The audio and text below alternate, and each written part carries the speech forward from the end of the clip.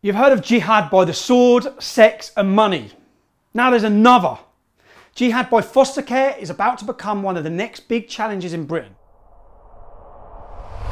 You've probably read the stories about the 5-year-old Christian child who had been placed in 2 Muslim families within 6 months, and where one of the families couldn't even speak a word of English. It was reported that the girl was told to remove her crucifix necklace, that she couldn't eat one of her favourite foods, carbonara, because it had bacon in it, and that she has even turned to her biological mother and told her that Christmas is stupid.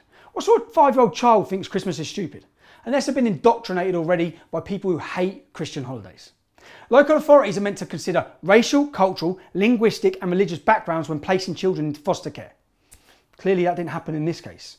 An investigation into the issue was being led by Neil Carmichael, the former Conservative chairman of the Education Select Committee. But his work was cut short by the most recent election. The investigation found that this young girl was placed in 2 homes where both mothers from them families covered their faces fully with a niqab. There have since been calls for an inquiry into how a young Christian child could be placed with a family in Tower Hamlets who can't even speak the same language as her. Reverse the roles for 1 second. You've got a 5-year-old Muslim girl, she's placed with a Christian family and they're making her eat bacon. Then they take away her prayer mat and they take off her hijab. And when she goes and sees her mother, she starts contradicting and having a go at her own religious beliefs. Tower Hamlets Council has not said why this decision was made yet, though a spokesman for the authority had the cheek to say that they give absolute consideration to our children's background and their cultural identity. Clearly you didn't. And when we're talking about considering cultural sensitivities, how come this policy isn't implemented fairly across the board on everyone? Cultural sensitivities aren't important for a little white Christian girl. But when European children were placed with foster parents who happened to be UKIP members, Rotherham Council quickly snatched those kids back. Do you remember that story?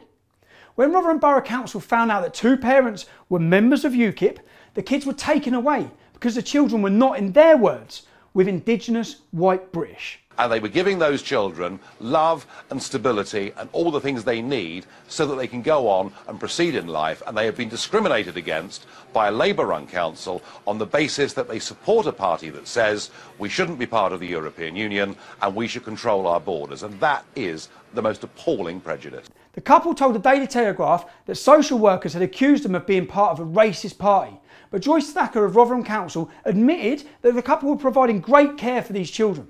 In different circumstances, are perfectly good foster carers, but I had to take the decision in conjunction with legal advice as to the longer term future for the children. So what was their motivation? It's political, it's clearly political. People can be of any political party, but I have to weigh up the appropriateness of placing children in certain settings. When it comes to white English kids, cultural sensitivity means nothing. Islam is a religion of peace and their practices are compatible with Western values. Therefore, British children should be comfortable living in Sharia households. It makes sense, doesn't it? In the wake of the story of the 5-year-old girl, it has also been revealed by the Telegraph that an extremist Muslim preacher has been helping in the recruitment of foster parents, a drive for foster jihad. Say it out loud. Radical Islamic preachers are helping Muslims foster our children.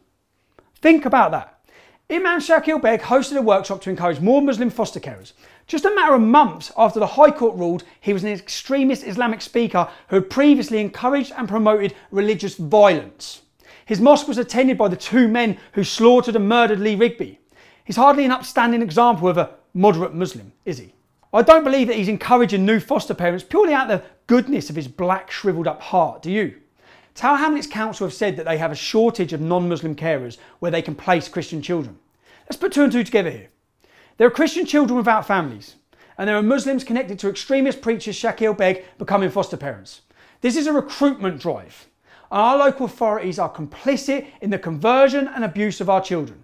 Placing Christian kids into homes with families who don't speak English, who teach them that their holy days like Christmas are stupid, is child abuse, period. I can see this becoming one of the next hot issues, so let's all keep an eye on it. You'll see it coming up more and more again. In Islam, it's convert or die. So if there's non-Muslim children of any race who are left without places to live, we can probably expect them to be placed in Muslim homes and be converted, of course. We can stop this by holding the authorities to account on this.